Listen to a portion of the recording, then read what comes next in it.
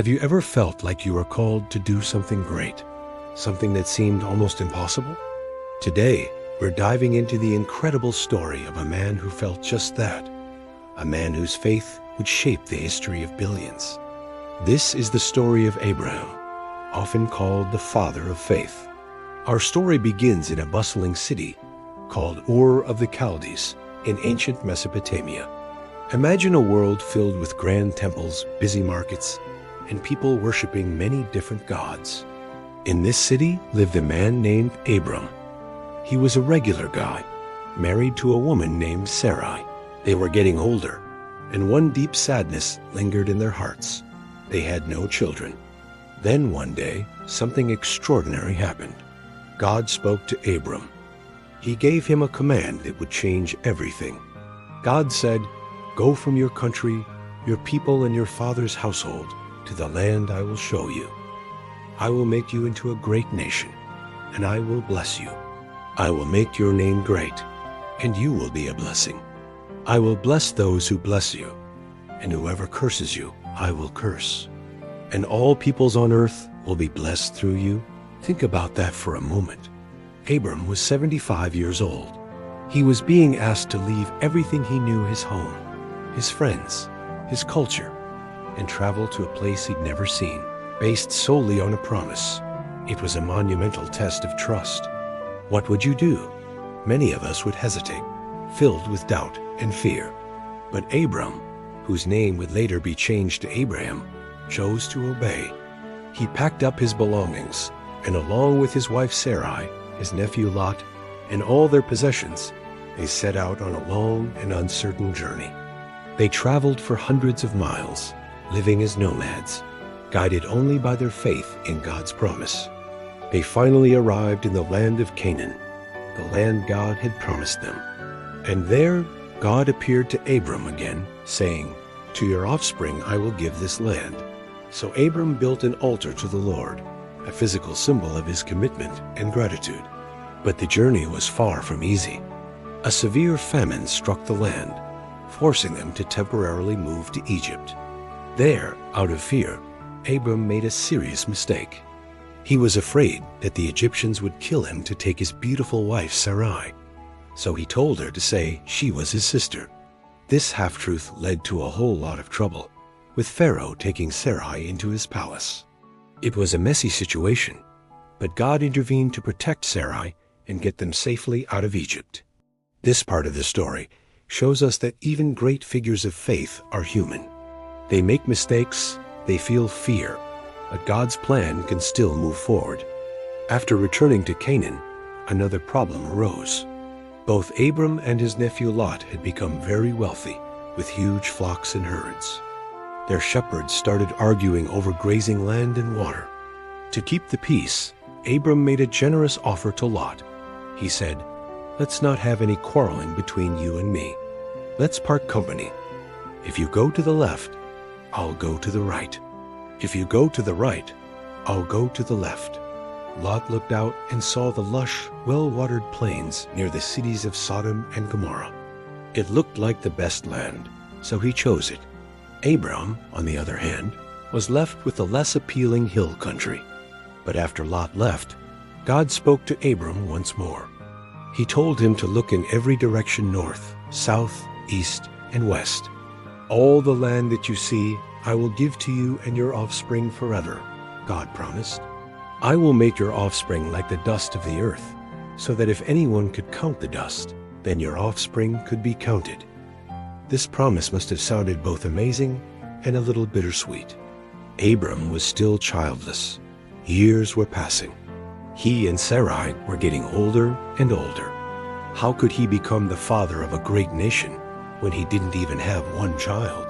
Doubt began to creep in. One night, God brought Abram outside and said, "Look up at the sky and count the stars, if indeed you can count them. So shall your offspring be."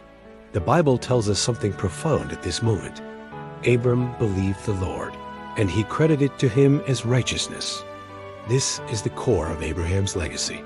It wasn't about his perfect actions, but about his unwavering belief in God's promise, even when it seemed impossible. Still, the wait was long. Sarai, in her desperation to help God's plan along, came up with her own idea. She suggested that Abram have a child with her Egyptian servant, Hagar. This was a common custom at the time, but it wasn't God's plan.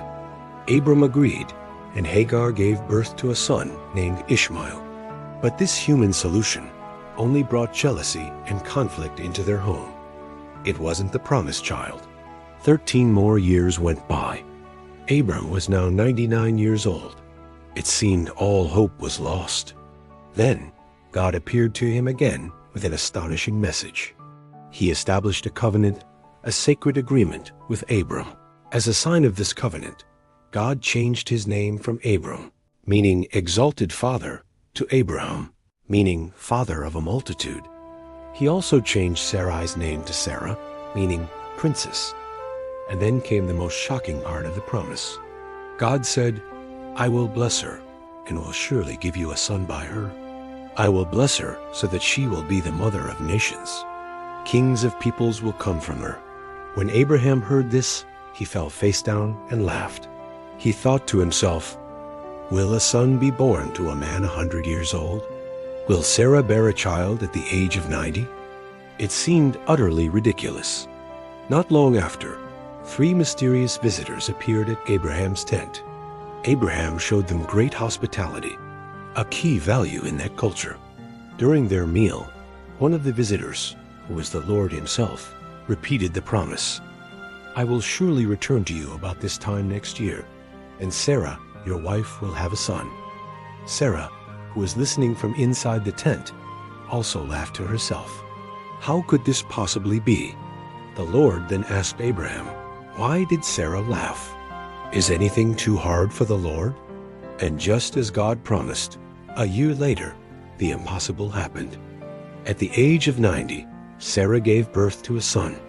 They named him Isaac, which means he laughs, a beautiful reminder of their initial disbelief and their ultimate joy. The promise was finally fulfilled. The long, agonizing wait was over. Isaac was the child of the promise, the beginning of the great nation God had spoken of all those years ago. But Abraham's faith was to face one final ultimate test. Sometime after Isaac was born, God called to him again, "Abraham," and he replied, "Here I am." Then God said, "Take your son, your only son, whom you love, Isaac, and go to the region of Moriah. Sacrifice him there as a burnt offering on a mountain I will show you."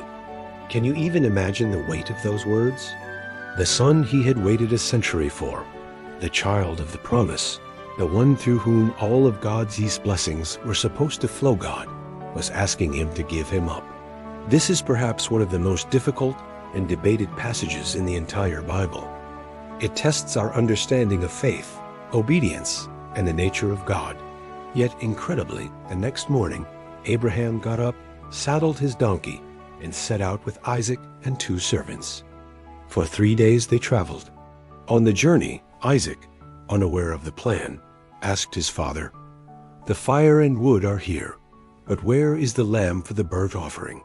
Abraham's reply is filled with a heart-wrenching mix of pain and faith. God himself will provide the lamb for the burnt offering. "My son." When they reached the mountain, Abraham built an altar.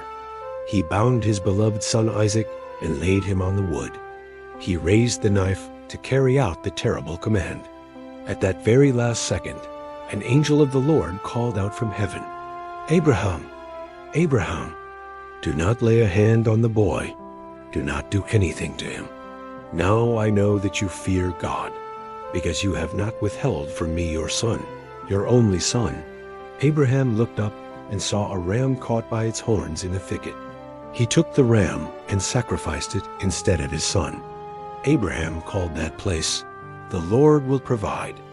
This event showed that Abraham's faith was absolute. He was willing to give God his most precious gift, trusting that God could even raise Isaac from the dead to fulfill his promise. It was a test, not a demand for human sacrifice, which God condemns. It was a test to reveal the depth of Abraham's trust. Abraham lived to a ripe old age of 175. he saw his son Isaac marry and have children of his own, Jacob and Esau.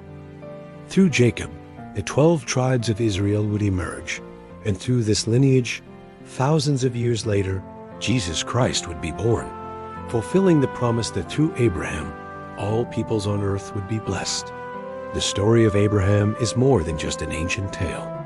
It's a powerful lesson about faith in the face of uncertainty, patience through long years of waiting, and obedience even when the command seems incomprehensible. It teaches us that God's promises may not unfold on our timeline, but they are always trustworthy. It challenges us to ask ourselves, what are we willing to leave behind, and what are we willing to trust God with in our own journey of faith? Thank you so much for joining me to explore the incredible life of Abraham. If this story resonated with you, please hit that like button and subscribe for more deep dives into the stories that have shaped our world. Let me know in the comments what part of Abraham's journey inspires you the most. Until next time, stay curious and keep exploring.